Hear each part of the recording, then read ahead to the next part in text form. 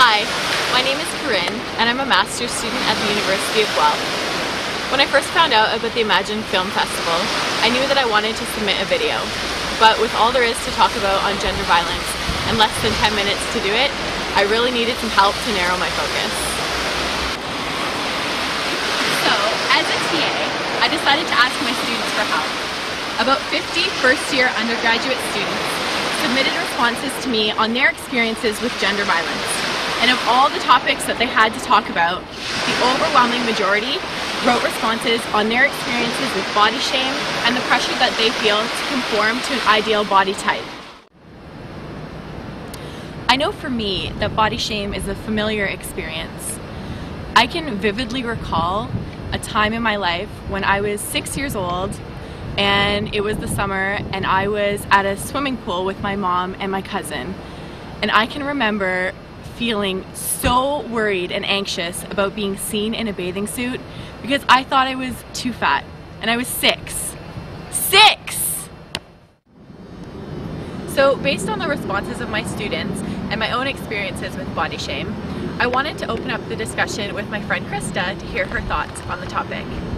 And here she is now!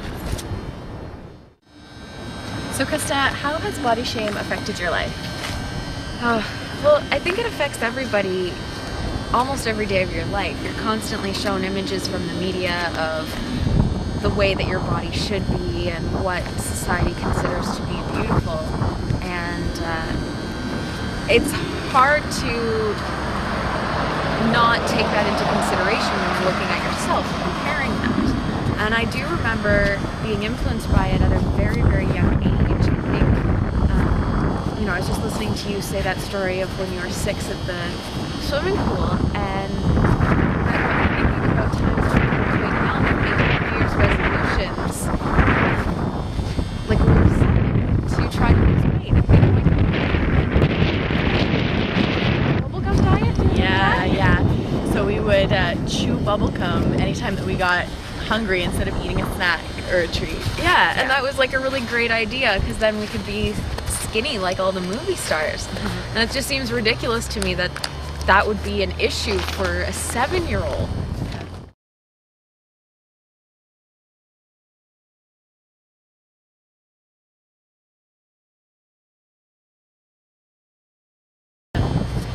So, we both talked about stories where we were 6 and 7, where body shame was impacting our lives at that time, and now here we are, we're both young women, and it still is quite present. So why do you think it is that body shame continues to be an issue? I think in society we've got a really vicious cycle going on. Like I was just talking about how we're bombarded by the media, which is true, and we're constantly being shown images of these very thin, very tall, gorgeous women, and being told that this is what we should all look like.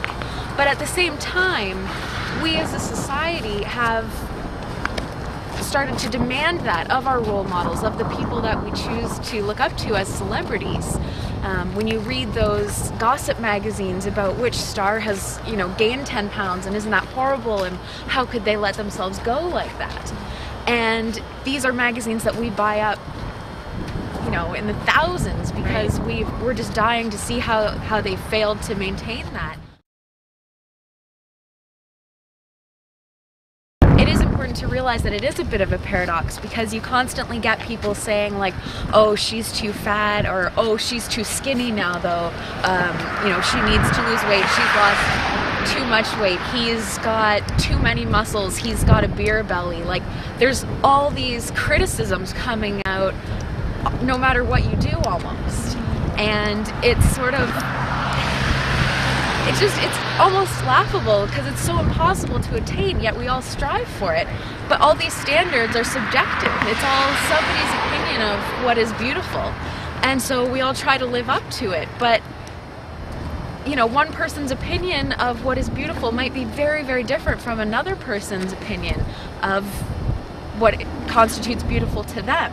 And it's just impossible for us to please everybody and to become gorgeous in everyone's mind, but that is the pressure we put on ourselves. We demand that we have this level of perfection, and so that we can become what everyone sees as perfect. And it's just, why put yourself through that strain?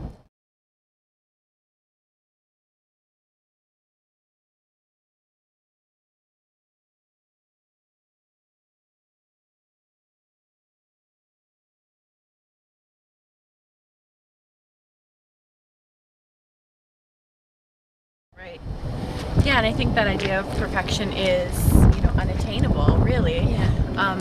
The idea of living sort of a healthy life, or being happy in your life with your body and yourself as a person, I think is a great thing. I think where the issue comes in is when you're trying to achieve these things based on someone else's standard of what you should be and who you should be, rather than how you feel about yourself and your own happiness.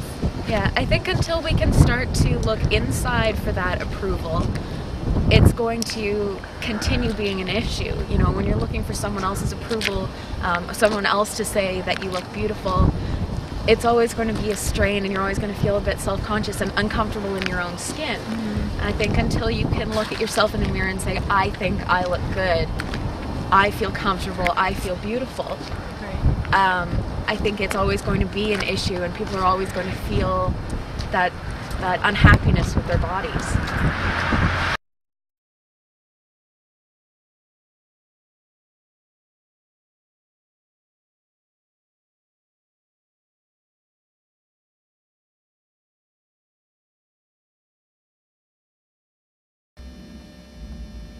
So now what? When it comes to questions about body shame, what are the answers? For me, what I know is that body shame continues to be an important issue that affects many people's lives. And by engaging in collaborative dialogue and participating in creative outlets such as the Imagyn Film Festival, people can start to share their stories and their voices, and we can come together to hopefully begin to move in a new direction.